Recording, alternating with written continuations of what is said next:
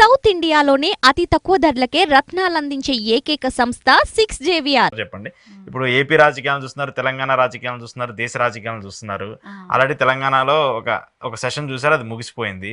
ఇప్పుడు ఏపీ వస్తుంది. సో అక్కడ ఎలా ఉంటుంది మీరు? ఎందుకంటే మీరు కొంచెం అక్కడ కూడా మహిళలు ఉన్నారు, అక్కడ కూడా చాలా మంది బయటకు వచ్చి మాట్లాడుతున్న వాళ్ళు ఉన్నారు. మీకేమనిపిస్తుంది అక్కడ? ఏపీలోనా సార్? పోయినా ఏపీకి కూడా నేను పోయినా. అక్కడ నాకు నచ్చింది ఏంటంటే ఫ్రీగా పిల్లలకి మంచిగా గవర్నమెంట్ స్కూల్సే, ఇంగ్లీష్ మీడియం, అవును, కమ్యూనికేషన్ స్కిల్స్ బాగున్నాయి అక్కడ, డిజిటల్ క్లాసెస్ ఉన్నాయి అక్కడ. నాకు అది చాలా నచ్చింది. ఓకే, నాకు తెలిసింది నేను చెప్తున్నాను సార్. ఏపీలో నాకు నచ్చిందంటే స్టడీస్ చాలా నచ్చింది నాకు. జగన్ గారి పాలనలో నాకు అది బాగా నచ్చింది. ఓకే, పిల్లలకి ట్యాబ్లు ఇవ్వటం కానివ్వండి, డిజిటల్ ఎడ్యుకేషన్స్ ఇవన్నీ బాగున్నాయి. ఎడ్యుకేషన్ నచ్చింది నాకు. అక్కడ పిల్లలు కూడా బాగా మాట్లాడుతున్నారు. అలాంటివి అన్ని స్టేట్స్ లో కూడా ఇంప్లిమెంట్ అవ్వాలి. అవును సార్.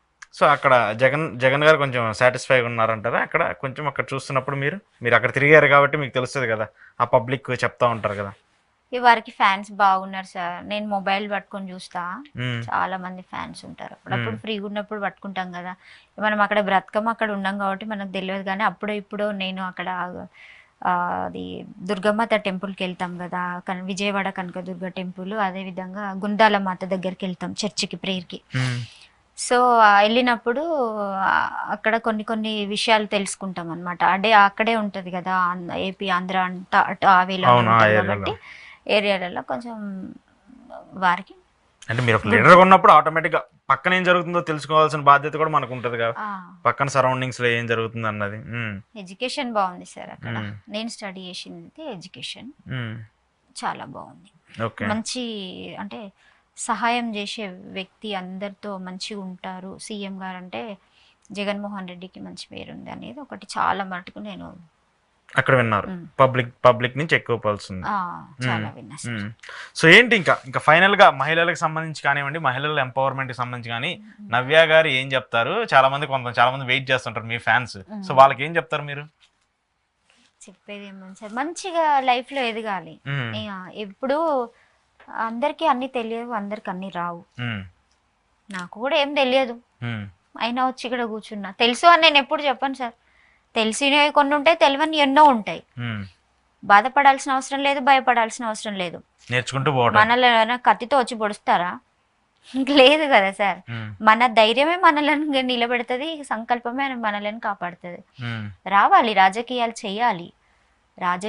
చేయాలి, ఇంట్లో నుండి బయటికి రావాలి, తప్పు చేసిన వాళ్ళని ప్రశ్నించాలి, తెలుసుకోవాలి. సమాజంలో ముఖ్యంగా ఆడవాళ్ళు బయటికి రావాలంటే వాళ్ళ కుటుంబాల్లో ఉన్న వాళ్ళు వాళ్ళకి ఫస్ట్ వాళ్ళని సపోర్ట్ చేయాలి. పాపం వాళ్ళకి ఉంటుంది సార్, ఎవరికైనా ఉంటుంది. చాలా మటుకు పోవాలి, బయటికి మాట్లాడాలి, ఇటు చాలా సపోర్ట్. నేను నా విలేజ్లోనే చూస్తున్నా, నేనున్న విలేజ్లోనే చూస్తున్నా.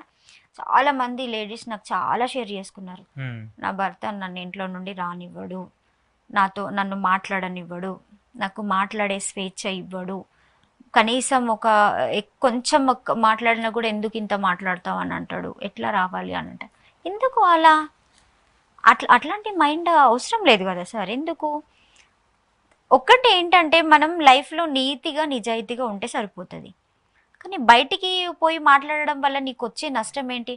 నువ్వు ఎక్కడంటే అక్కడ పోవచ్చు, ఏమైనా చేయొచ్చు, ఏమైనా మాట్లాడవచ్చు. నీ భార్య నిన్ను క్షమించి ఇంటికి వచ్చే వరకు నీకు అన్ని చేసి పెట్టాలి. ఆమె లైఫ్లో ఆమెకి ఏం కావాలనుకుంటుందో ఆ ఫ్రీడమ్ నువ్వు ఇయ్యలేవా?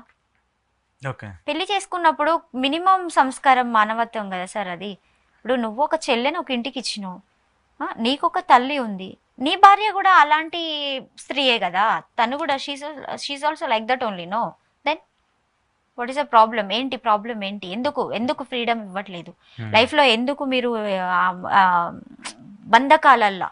బంధాలల్లా, సంఖ్యలల్లా, ఇట్లా కట్లల్లా ఏమి మాట్లాడనీయకుండా ఎందుకు అట్లా? అది ఫస్ట్ ఇక్కడ వచ్చే సమస్య ఏంటంటే కుటుంబాలలో సపోర్ట్ లేదు. మాట్లాడితే సహించలేని కుటుంబాలు అంటే ఒక భర్త, అందరు కాదు, అందరు అనట్లేదు, సమాజం అంతా అనట్లేదు సార్, మంచి వాళ్ళు కూడా ఉంటారు, అర్థం చేసుకో. కొంతమంది స్త్రీలను బయటికి రానివ్వండి, రాజకీయాలు చెయ్యనియండి, ఎదగనియండి, లేకుంటే రాజకీయాలే కాకుంటే వాళ్ళకు ఏ కళ ఉంటే ఆ కళని వాళ్ళకు వచ్చిన తెలివిని జ్ఞానాన్ని బయటికి రానియండి.